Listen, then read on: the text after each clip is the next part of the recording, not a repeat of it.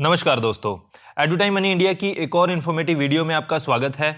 इस वीडियो में हम लोग बात करने वाले हैं एसबीआई म्यूचुअल फंड के ब्लू चिप डायरेक्ट प्लान के बारे में। जब भी आप अपनी म्यूचुअल फंड पोर्टफोलियो को डाइवर्सिफाई करते हैं तो एक इस कैटेगरी का म्यूचुअल फंड आपके पोर्टफोलियो में ज़रूर होना चाहिए। तो एसबीआई ब्लू चिप फंड के सारे फीचर्स, प्रो और कॉन्स, हर चीज़ को इस वीडियो में डिटेल में समझेंगे। तो चलिए शुरू करते हैं। एसबीआई ब्लू चिप फंड जो है ये एक इक्विटी कैटेगरी का फंड है और ये सिर्फ लार्ज कैप कंपनीज में इन्वेस्ट करता है। अब इक्विटी कैटेगरी में ही ये इन्वेस्टमेंट कर रहे हैं तो ये वेरी हाई रिस्क कैटेगरी में भी आते हैं। अब वीडियो के स्टार्टिंग में ही मैं एक चीज़ आपको क्लियर कर देना चाहता हूँ। म्यूचुअल फंड जो होते हैं वो स्मॉल कैप में भी इन्वेस्ट करते हैं, मिड कैप में भी करते हैं और लार्ज कैप में भी करते हैं।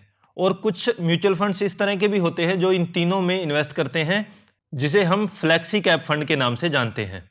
अब रिटर्न्स के मामले में अगर हम देखें तो सबसे ज़्यादा जो रिटर्न्स हमें ऑफर की जाती हैं वो स्मॉल कैप फंड में ऑफर की जाती हैं।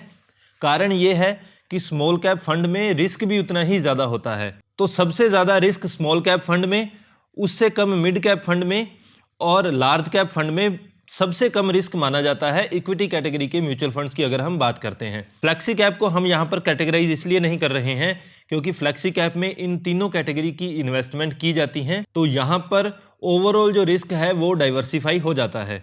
अब जैसे जैसे रिस्क आपका कम होता जा रहा है तो वैसे वैसे आपकी जो रिटर्न्स हैं वो भी कम होती जाएंगी।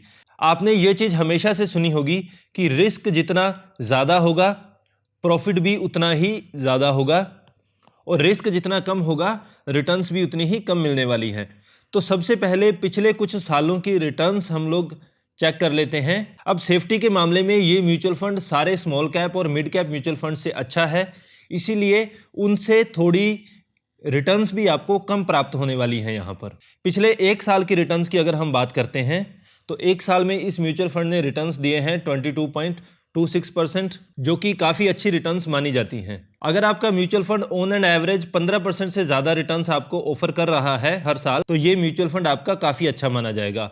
हालांकि स्मॉल कैप म्यूचुअल फंड्स जो हैं, कई म्यूचुअल फंड्स ऐसे भी हैं जो हर साल 40% का भी रिटर्न आपको ऑफर कर रहे हैं, लेकिन फिर बात वही आ जाती है कि कभी अगर मार्केट गिरेगी तो आपके पोर्टफोलियो में इतना वेरिएशन आएगा कि ये 40% का जो रिटर्न्स है ये वाइप आउट होने में कुछ समय नहीं लगेगा। लेकिन ये 15% वाला रिटर्न जो है ये काफ़ी हद तक स्टेबल रहने वाला है, क्योंकि यहाँ पर लार्ज कैप कंपनीज में इन्वेस्ट किया जाता है और लार्ज कैप कंपनीज जो है स्मॉल कैप और मिड कैप कंपनीज से ज़्यादा स्टेबल होती हैं। एक साल के बाद अगर 3 साल का एवरेज हम लोग देखते हैं तो 3 साल में इस म्यूचुअल फंड ने रिटर्न्स ऑफर किए हैं 16.14%। और 5 साल का एवरेज अगर पकड़ते हैं तो 5 साल का एवरेज भी यहाँ पर रहा है 16.85%। अब ये वाला जो म्यूचुअल फंड है ये 2013 में शुरू किया गया था एसबीआई म्यूचुअल फंड्स के द्वारा। 2013 से लेकर हर साल इसने एवरेज 15.68% का रिटर्न्स आपको ऑफर किया है। तो ओवरऑल अगर बहुत ही लंबे समय का एनालिसिस अगर हम करें तो ये म्यूचुअल फंड काफ़ी अच्छे रिटर्न्स आपको ऑफर करता रहा है। फिर रिपीट कर रहा हूँ, डेफिनेटली इसने स्मॉल कैप की तरह 30% या 40% के फैंसी रिटर्न्स आपको ऑफर नहीं किए हैं, लेकिन 15-15.5% के स्टेबल रिटर्न्स ये हर साल आपको ऑफर कर रहा है। इसमें अगर आप इन्वेस्ट करना चाहते हैं तो यहाँ पर अगर आप एसआईपी करवाएंगे तो मिनिमम 500 रुपये से आप इन्वेस्टमेंट शुरू कर सकते हैं। 10 मई में इसकी नेट एसेट वैल्यू 88.06 रुपये है और वर्तमान में इस म्यूचुअल फंड में, ब्लू चिप फंड में 45,410 करोड़ रुपए ऑलरेडी इन्वेस्टेड। रेटिंग यहाँ पर 5 में से 3 इसको इसलिए दिए गए हैं क्योंकि बहुत सारे लार्ज कैप के दूसरे म्यूचुअल फंड्स भी हैं जिसने सेम सेफ्टी लेवल मेंटेन करते हुए ज़्यादा रिटर्न्स ऑफर किए हैं।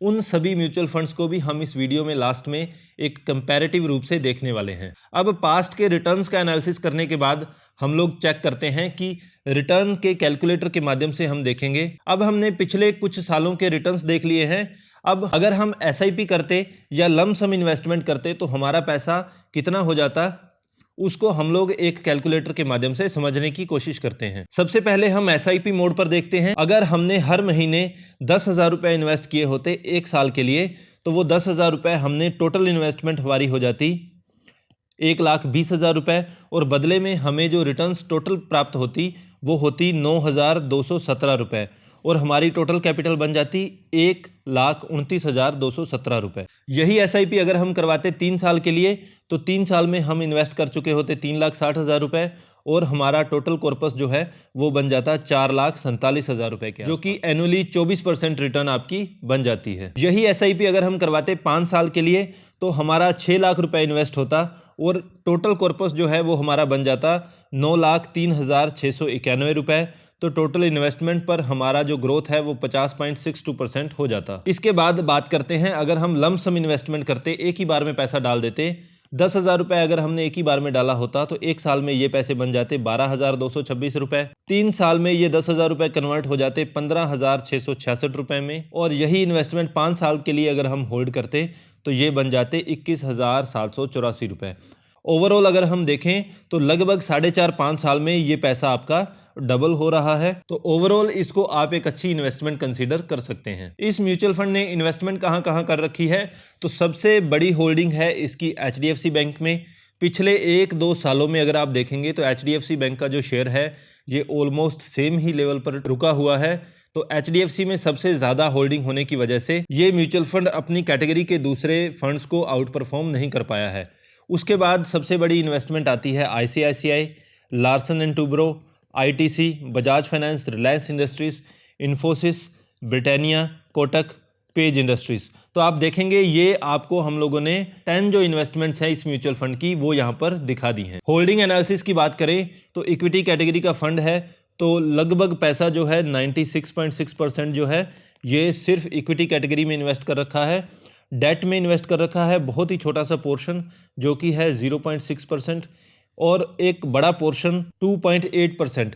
बड़ा मैं इसलिए कह रहा हूं कि कैश की फॉर्म में ये पैसा रखना म्यूचुअल फंड के लिए एक बहुत बड़ी बात है, क्योंकि फ्यूचर में आने वाली मार्केट अपॉर्चुनिटीज़ का इसी कैश से ये लोग फ़ायदा उठाने वाले हैं। कोई टेम्परेरी डाउनफॉल अगर आता है म्यूचुअल फंड में या मार्केट में तो उस केस में इस कैश का यूज़ किया जाएगा नए फंड्स परचेज करने के लिए, नए शेयर्स परचेज करने के लिए। सेक्टर एलोकेशन की भी बात करें तो इस पाई चार्ट से आप देख सकते हैं कि प्रॉपरली ये डाइवर्सिफाइड है, लेकिन फाइनेंशियल सेक्टर में सबसे ज़्यादा होल्डिंग है यहाँ पर जो कि है 26.3%।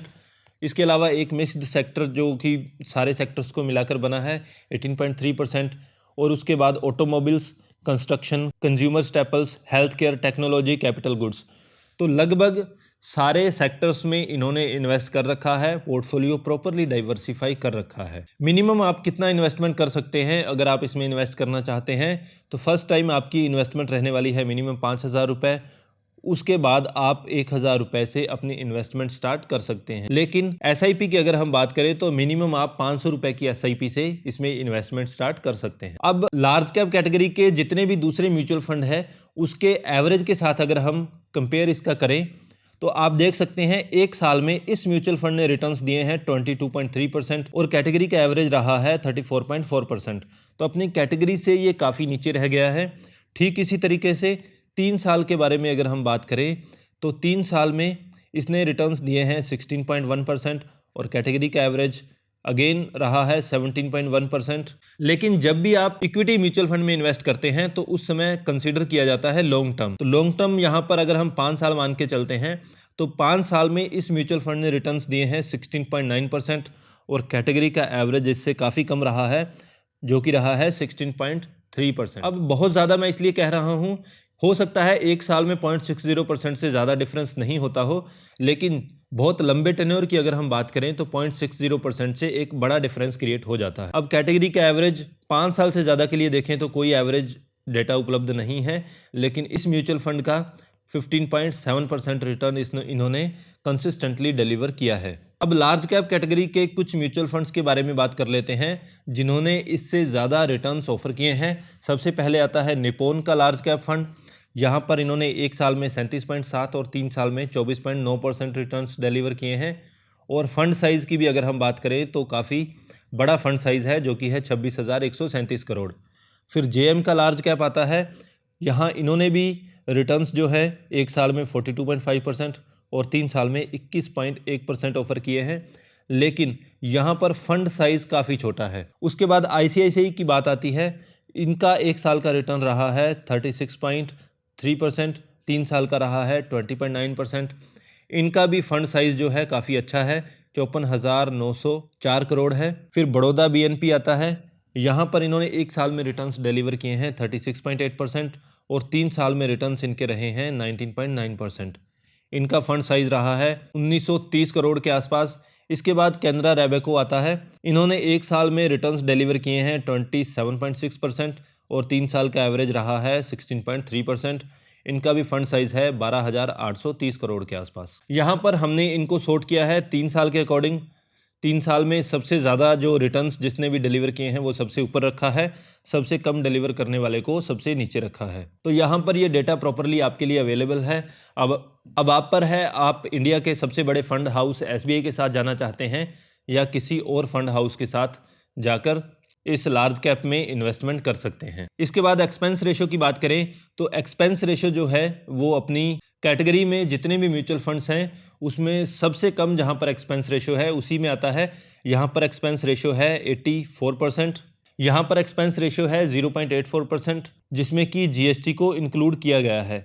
अब एग्जिट लोड की बात करें, अगर आप एग्जिट करते हैं इस म्यूचुअल फंड से 1 साल के अंदर अंदर तो वहां पर आपको 1% जो है एग्जिट लोड देना होता है। स्टैंप ड्यूटी यहां पर रहने वाली है 0.005%, जो कि जुलाई 2020 के बाद लागू हुई थी। टैक्सेशन की अगर हम बात करें तो टैक्सेशन के जो रूल हैं वो म्यूचुअल फंड में ये रहते हैं कि यहाँ पर आपको 15% टैक्स लगाया जाता है अगर 1 साल से पहले आप रिडीम करते हैं, और 1 साल से बाद अगर रिडीम करते हैं तो वहाँ पर लॉन्ग टर्म कैपिटल गेन लगता है।